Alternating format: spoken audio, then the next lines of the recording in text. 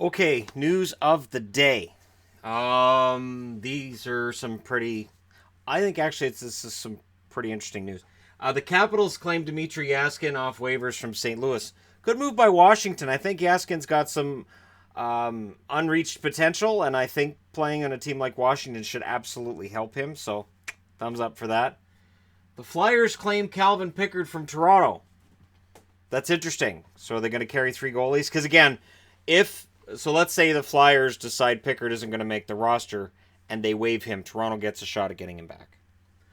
Buffalo claimed Remy Ely from Dallas. Not a bad move. As a Dallas fan, I have to say Ely's not bad. I like his mobility. I think he's got a half decent work ethic. I can understand why he didn't make Dallas, but I think he could be a guy that a year from now we're saying, wow, they picked him up on waivers. Good move by Buffalo. Carolina claims McElhinney from Toronto. I've been talking about goaltending in Carolina, and I've had Hurricanes fans saying we're fine. Mrazek's going to have a bounce back year, and, it's going to be a bounce back year for Darling, too. There's no worries here. There's a worry there because they picked up McElhinney from Toronto. And again, you can't move him to the minors because you'll see people say, we should put in a waiver claim for that guy and then just send him to the American League. That'd be great. You can't do that because if you put him back on waivers, Toronto gets him back, and then Toronto doesn't have to put him on waivers again. They could just send him to the Marlies. This is interesting. Did Kyle Dubas know when he put both of these guys on waivers that neither was going to clear?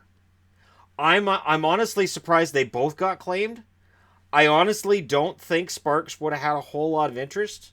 Because here's the thing. Pickard's already proven himself at the NHL level previously. He wasn't bad in the American League last year. McElhinney put up some of the best numbers of any backup last year. Now, he didn't play that many games, but he still put up some very solid numbers. So Carolina looks at that and goes, well, if one of our goalies craps out, this is perfect. So that's perfectly good reason for putting in a claim on a guy. But what it makes me wonder is, so as a Toronto fan, you're watching a game, Anderson gets hurt. Now what? You've got Sparks as your starter, and what's your backup situation? So I really wonder how this is going to work because Freddie Anderson now can't get hurt. In my eyes, from what I'm seeing here, he can't get hurt. He really can't. They can't afford it. So two goalies are gone, and a position of strength for the Toronto Maple Leafs now becomes a position that I would argue, depth-wise, is a weakness. So we'll see what happens with them. The Islanders demoted Devin Taves, which surprises me a little bit. Borgstrom gets demoted by Florida. Less of a surprise to see Borgstrom going down. And the Islanders demoted Kovar. So they signed Kovar for some money. And I'm pretty sure it's a one-way contract, so they're still paying him in the minors. But he didn't measure up for Lou Lamoriello. So the New York Islanders are making sure that guys measure up, which is good. And he'll get praised for it while people throw dirt at Jim Benning for demoting a guy who just didn't have a good camp and didn't play very well last year either.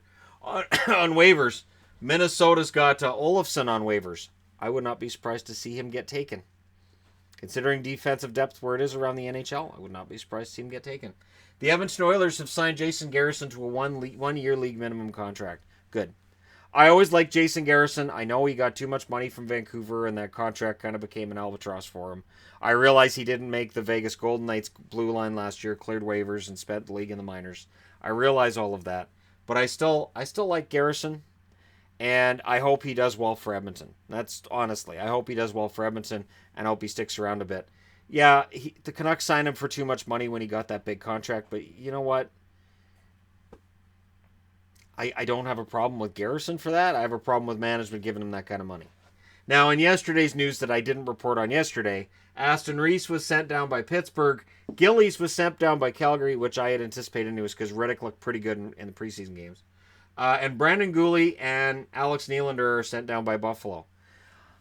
Going back to last year, I've had this ongoing debate with Buffalo fans, and I'm not going to make this at Buffalo fans. This is just a general hockey fan thing.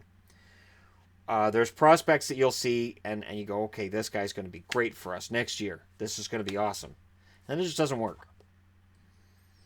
And it happens in every organization with players. This is why when I talk about teams going forward, when I talk about next year's rosters, if a guy's a shoe-in, like for instance Pettersson in Vancouver was a shoe-in, I'll go ahead and say, yeah, he'll be on the roster. But for a guy like Goalie or Nylander for Buffalo, I don't know. I mean, and I don't have a problem with Goalie getting sent down by the Sabres. I really don't. And I know there's probably going to be some Sabres fans who don't understand. I totally get Nylander being sent down. Absolutely. I don't know. His numbers in the AHL last year weren't very good. And I don't know that the NHL upside is necessarily there. Torrey Krug's out a minimum 3 weeks for Boston. I've got 3 week minimum because they've said 3 weeks. So it's Krug. It could take forever. Which is upsetting. As much as I'm excited to see a new blue liner out there, I'd rather that they weren't replacing Krug, who's on the injured list again. And this is, one of those ongoing things. I don't have it on the board, but the Canucks named their four alternate captains. Sorry, Alex Edler, Bo Horvat, Brandon Sutter, and Chris Tanev. So Tanev's not getting traded at this point in time. Wouldn't be an alternate captain if he wasn't. And their forwards are Berchi, Beagle, Besser, Eriksson, Goldobin, Granlund, Horvat, Leipzig, Mott, Pettersson, Schaller, Sutter, and Virtanen.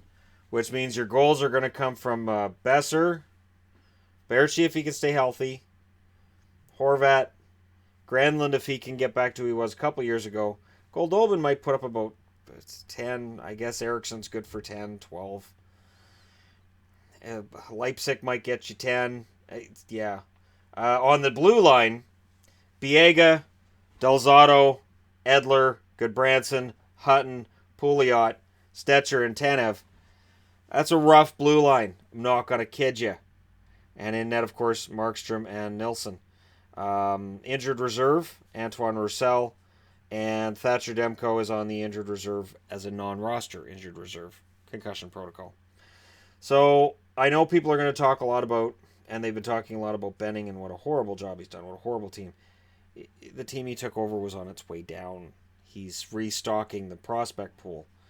We didn't expect it to be any good this year, and that lineup, I was going to put it on the board and go through, but I don't really need to, because it's just reading it out just lets you know the Canucks will not score very many goals this year.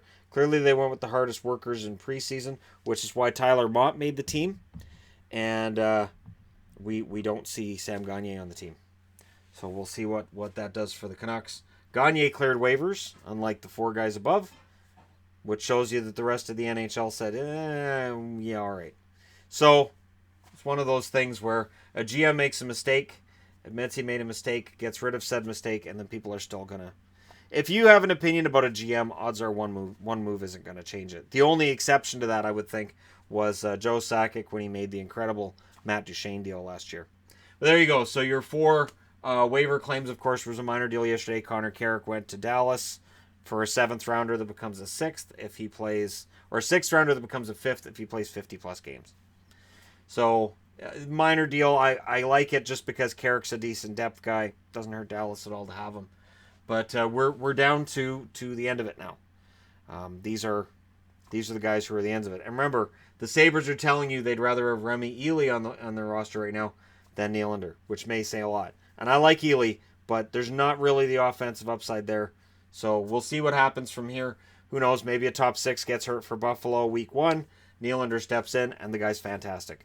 Let me know your thoughts, as always, in the comments section below. Don't forget to hit like and subscribe if you're browsing your way through. And tomorrow it begins the regular season for 2018-19. Really looking forward to that. And thank you guys so much for watching. I'll talk to you again soon.